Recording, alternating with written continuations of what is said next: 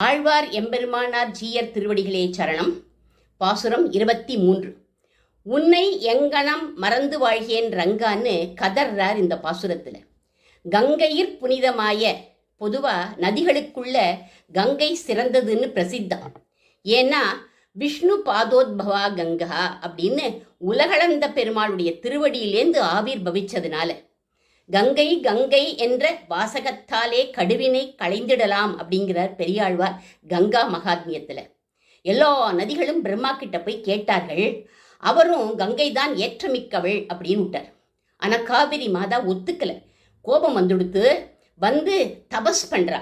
எங்கே அப்படின்னா திருச்சேரைங்கிற க்ஷேத்திரத்தில். இதை பஞ்சசார க்ஷேத்திரம் அப்படின்னு சொல்லுவாள்.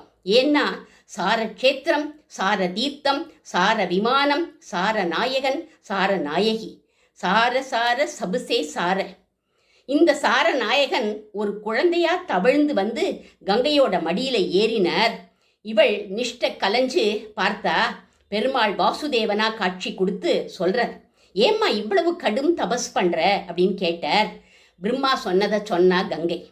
பெருமாள் சொன்னார், என் 2 திருவடியிலேருந்து அவள் வரலமா, வாம பாதாங்குஷ்ட நக நிர்பின்னு அந்த பிரம்மா விட்ட கமண்டல ஜலம் கட்டை விரல் நகத்துக்கு தான் போதுமானதாக இருந்தது.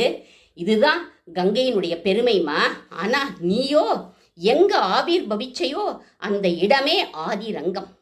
அங்கேந்து ஆரம்பித்து திரு இந்தளூர் பரிமள ரங்கம் வர வரையிலும் இந்த சைடில் ரங்கநாதன் அந்த சைடில் ரங்கநாதன்னு மாற்றி மாற்றி துள்ளி துள்ளி குதிச்சு நீ வர, இந்த திருவரங்கத்தில் ஆற்றங்கரை கிடந்த கண்ணன்னு ஆழ்வார் சொல்கிற மாதிரி அவன் திருமேனியை கட்டிக்கிறது போல 2 தாரையாக வந்து உன்னோட மத்தியில் நடுவு பார்த்து அப்படின்னு ரங்க விமானத்தை வச்சு 2 கையாலையும் இறுக்கி பெரிய பெருமாளான என்னை கட்டின்று படுத்துருக்க அந்த உகப்புனால பொங்கு நீர் பறந்து பாயும் அப்படின்னு அவனை கட்டிண்ட உகப்புல எத்தனை குழந்தைகளை பெத்த. குடமுருட்டி, பின்னாறு, விட்ட வெட்டாறுன்னு எத்தனை கிளை நதிகள் ஏற்பட்டு கழனி வெளிகள் எல்லாம் பாய்ந்து சென்னல் கவரி வீச சோழ நாடு சோறுடைத்துன்னு சொல்லும்படியா அள்ளி கொடுக்கிறியே அப்படின்னார் பெருமாள்.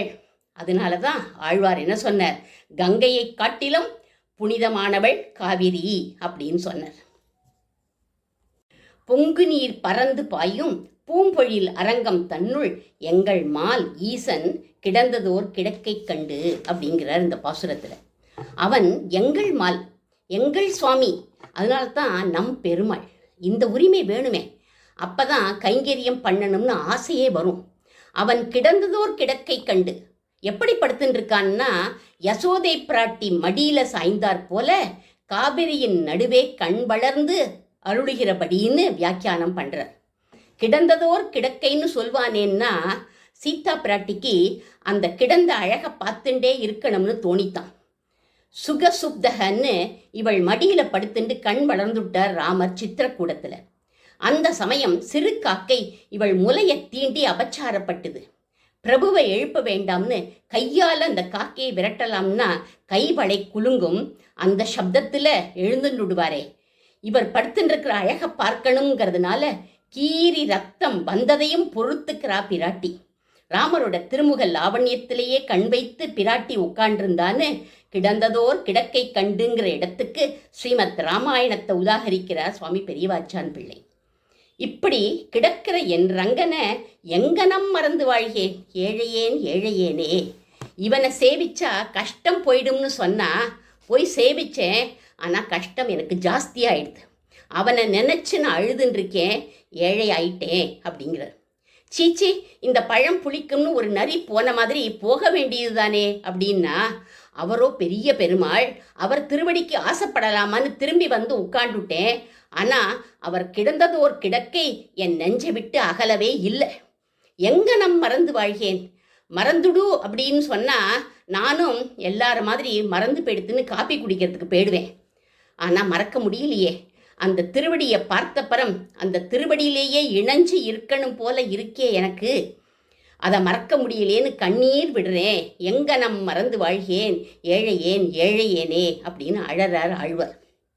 நாமும் அந்த ரங்கனையும் ஆழ்வாரையும் நினைச்சுண்டு ஏழை ஆயிடணும். ஏழை ஆயிடணும்னா அழுதுண்டு இருக்கணும். ஆழ்வார் திருவடிகளே சரணம்.